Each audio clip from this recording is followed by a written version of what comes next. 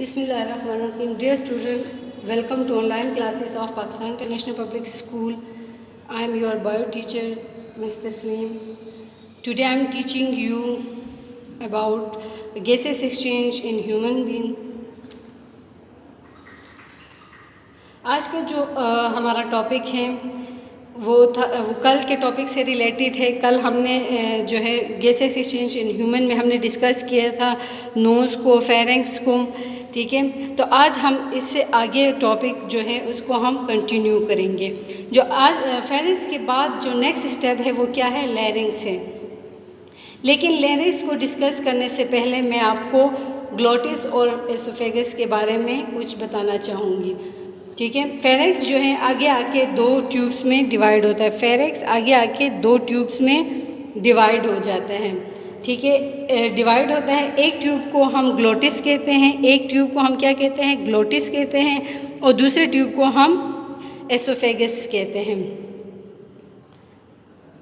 Oesophagus जो होता है ये आगे आके ओपन होता है किसमें, स्टमक में, जबकि ग्लोटिस जो है वो आगे आके ओपन होता है लंग्स में, ठीक है। ये आगे आगे जिस तरह इस डायग्राम में आप देख सकते हैं कि लंग जो है ग्लोटिस जो होता है वो आगे आके किस में ओपन हो रहा है, लंग्स में। इसी तरीके से एसोफेगस जो होता है वो आगे आके स्टमक में ओपन होता है। अब एसोफेगस जो होता है वो हमारे बॉडी के डोर्सल साइड पे होता है, यानी कि हमारे बॉडी के पीछे के साइड पे होता है। बायोलॉजिकल में हम दो टर्म यूज़ करते हैं, एक वेंट्रिकल साइड होता है, डोर्सल साइड है। वेंट्रिकल साइड जो होता है वो फ्रंट साइड को कहते हैं और डोर्सल जो होता है वो बैक साइड को कहते हैं। तो ग्लोटिस जो होता है वो डोर्सल साइड पे होता है, जबकि एसोफेगस जो होता है वो हमारे जो है ग्लोटिस जो होता है वो हमारे वेंट्रल साइड पे होता है और एसोफेगस जो होता है वो हमारे डोर्सल साइड पे होता है। एसोफेगस को फूड पैसेज वे भी कहते हैं क्योंकि ये फूड को कैरी करता है और स्टमक तक लेके आता है, जबकि ग्लोटिस को एयर पैसेज वे कहते हैं, ये एयर को कैरी करता है और लंग्स तक पहुंचाता है। ग्लोटिस के ऊपर एक लेड लाइक स्ट्रक्चर होती है, ग्लोटिस के ऊपर एक लेड लाइक स्ट्रक्चर होती है जिसे एपिग्लोटिस कहते हैं, ठीक है। एक ढक्कन नुमा जो होती है स्ट्रक्चर होती है जिसे एपिग्लोटिस कहते हैं। एपिग्लोटिस जो होता है ग्लोटिस को प्रोटेक्ट करता है, ठीक है। ग्लोटिस को क्या करता है, प्रोटेक्ट करता है। अब जो है ग्लोटिस में आगे आके क्या लाई करता है, लैरिंग्स, ठीक है। ग्लोटिस में आगे आके क्या लाई करता है, लैरिंग्स।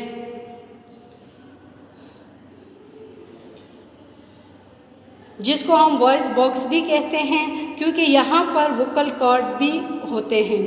इसमें भी म्यूकस मेम्ब्रेन मौजूद होता है, ठीक है। लैरिंग्स में भी क्या होता है, म्यूकस मेम्ब्रेन यहाँ पे मौजूद होता है जिसका काम क्या होता है, म्यूकस सिक्रीट करना, ठीक है, और जम्स को एयर को जम फ्री बनाना। क्योंकि बाज़ औक़ात अगर नोज़ और फेरेंक्स से जम्स निकल के लैरिंग्स तक आ भी गए तो यहाँ पे मौजूद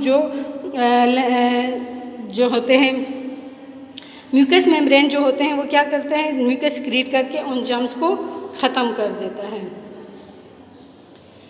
इसके अलावा जो है आगे आके लैरिंग्स जो होता है वो किस में आता है, ट्रेकिया में, ठीक है। लैरिंग्स जो है वो आगे आके किस में आता है, ट्रेकिया में आता है।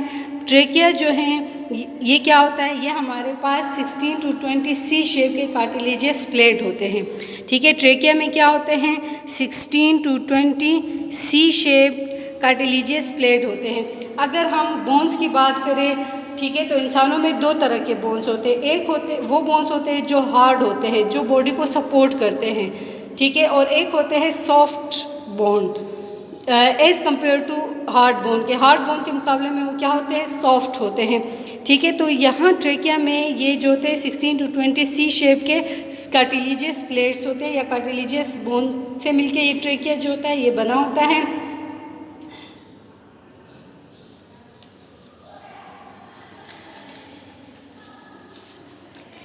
ट्रेकिया जो है इस वजह से इसकी स्ट्रक्चर जो होती है वो थोड़ा सा इलास्टिक भी होता है, ठीक है। जिस तरह हम अपने गर्दन के उसको देखें, नेक को देखें, तो ये भी इसमें इलास्टिसिटी मौजूद होती है। हम अपने गर्दन को इधर उधर घुमा सकते हैं, तो ये इन कार्टिलेज जो होते हैं बोन्स की वजह से होते हैं। तो यहाँ पे भी ट्रेकिया में भी ये कार्टिलेजियस बोन मौजूद है, जिसकी वजह से ये क्या होता है, जो होता है इसमें इलास्टिक जो होती है वो आ जाती है।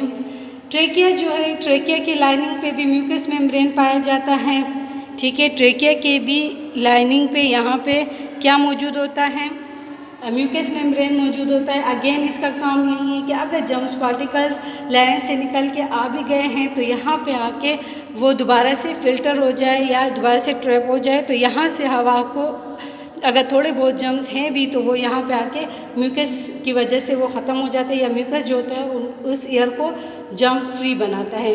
ट्रेकिया जो है वो आगे आके डिवाइड होता है ब्रोंकाई में, ठीक है। ब्रोंकाई अब क्या है, 2 ब्रांचेज है। ट्रेकिया आगे आके किस में डिवाइड होता है, ब्रोंकाई में डिवाइड होता है, ठीक है। 2 ब्रांचेज में डिवाइड होता है। ट्रेकिया का स्ट्रक्चर जो होता है ब्रोंकाई के मुकाबले में थिक होता है, यानी क्योंकि ये ब्रोंकाई जो है, ट्रेकिया जो है, ब्रोंकाई जो है वो ट्रेकिया के सब ब्रांचेज हैं। ब्रोंकाई आगे आके डिवाइड हुआ है जिससे ट्रेकिया जो है आगे आके डिवाइड हुआ है जिससे ब्रोंकाई बने हैं। तो इसलिए ट्रेकिया का स्ट्रक्चर जो होता है वो थिक होता है, यानी वो ज़रा सा मोटा होता है। अब जो है ब्रोंकाई जो है वो लंग्स में आके मज़ीद जो होते हैं इसमें डिवीज़न होती है, ये रीडिवाइड होते हैं, और जब इनका डायमीटर 1 मिलीमीटर या इससे भी कम रह जाए तो तब हम इसको क्या कहते हैं, ब्रोंकियोल्स कहते हैं। अगर इसका डायमीटर 1 मिलीमीटर या इससे भी कम रह जाए तो उसको हम क्या कहते हैं, ब्रोंकियोल्स कहते हैं, ठीक है। ये देखिए ट्रेकिया आगे डिवाइड हुआ है 2 ब्रांचेस में, ठीक है। इसको हम क्या कहते हैं, ब्रोंकाई कहते हैं। ब्रोंकाई आगे आके मज़ीद डिवाइड हुआ है, यानी ये दोबारा से रीडिवाइड हुआ है और बहुत पतली जो है वो ट्यूब्स में रह गई। इसको हम क्या कहते हैं, ब्रोंकियोल्स कहते हैं। ब्रोंकियोल्स के ऊपर जो होते हैं वो क्या होते हैं, पाउचेस लाइक स्ट्रक्चर होती है जिसे एयर सैक्स कहते हैं, जो एयर सैक्स लाइक स्ट्रक्चर होती है जिसे एल्वेलाई कहते हैं। ये माइक्रोस्कोपिक स्ट्रक्चर होते हैं। एल्वेलाई में क्या होता है, यहाँ पे गैस एक्सचेंज ऑफ गैसेस होता है, ठीक है। एल्वेलाई क्या होता है, यहाँ पे एक्सचेंज ऑफ गैसेस होता है। जो इसके इर्द गिर्द जो होता है, एल्वेलाई के इर्द गिर्द जो होता है कैपिलरीज का जाल होता है, और हमें ये भी पता है कि कैपिलरीज क्या होते हैं, वो थिन होते हैं, पतले होते हैं, तो आसानी के साथ एक्सचेंज ऑफ मटेरियल हो सकता है। तो यहाँ पे जो है जो एनवायरनमेंट से ऑक्सीजन आ रही होती है वो इन कैपिलरीज के ज़रिए लंग्स में आती है, और लंग्स में मौजूद जो कार्बन डाइऑक्साइड होता है वो इन कैपिलरीज के थ्रू बॉडी से वापस निकल जाती है इसी रास्ते से। यानी जो इसके यहाँ पे जो पाउच लाइक स्ट्रक्चर हैं, ठीक है, जिसे एल्वेलाई कहते हैं, इसके इर्द गिर्द कैपिलरीज का जाल होता है, ठीक है। अब जो है यहाँ पे ऑक्सीजन जो है ब्लड से निकल के एल्वेलाई में मौजूद कार्बन डाइऑक्साइड वो कैपिलरीज की मदद से बॉडी से बाहर निकलता है। तो क्या होता है, सबसे पहले वो ब्रोंकियोल्स में आएगा, ब्रोंकियोल से ब्रोंकाई में, फिर ट्रेकिया, लैरिंक्स, फेरिंक्स, ठीक है, नेज़ल कैविटी, नॉस्ट्रल, और यहाँ से बॉडी से बाहर निकल जाता है। ये जो था ये हमारा आज का टॉपिक था।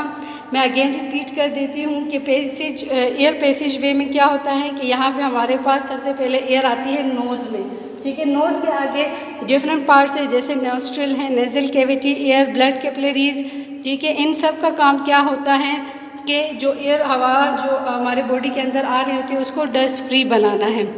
उसके बाद एयर जो आती है फेरेंक्स में एडिनॉइड और टॉन्सिल्स मौजूद होते हैं। यहाँ पे म्यूकस मेम्ब्रेन भी मौजूद होता है, और इसका काम क्या होता है, एयर को जम्प फ्री बनाना होता है। इसके बाद लैरिंक्स है, यहाँ पे भी म्यूकस मेम्ब्रेन मौजूद होता है। लैरिंक्स को हम वॉइस बॉक्स भी कहते हैं, ठीक है। इसका काम भी क्या होता है, म्यूकस सिक्रीट करना और जम्प्स फ्री बनाना है। इसके बाद ट्रेकिया, यहाँ पे भी सिलिएटेड हेयर और म्यूकस मेम्ब्रेन मौजूद होता है।